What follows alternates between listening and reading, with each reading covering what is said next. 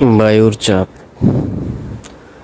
পরিমাপক যন্ত্রের নাম কি? ব্যারোমিটার। চৌম্বক পদার্থ নয় কোনটি? পিতল। এক অশ্বশক্তি এইচপি সমান কত ওয়াট? 746।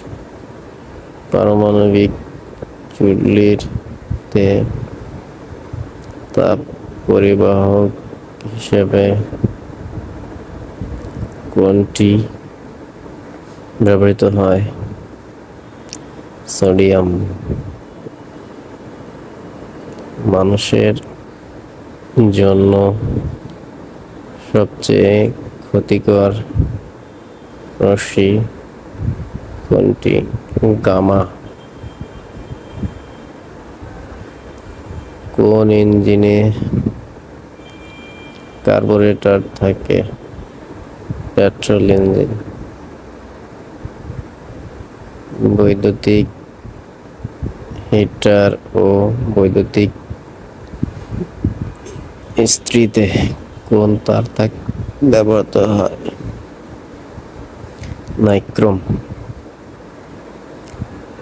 আলোক ফ্লাক্সের একক কোনটি?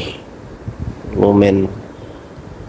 ট্রান্সফরমারের সাহায্যে কোনটির রূপান্তর করা হয়? ভোল্টেজ। কোন যন্ত্রটি শব্দ তরঙ্গকে তড়িৎ তরঙ্গে রূপান্তরিত করে? মাইক্রোফোন। আলোকবর্ষ লাইট ইয়ার কিসের সাথে সম্পর্কিত? দূরত্ব।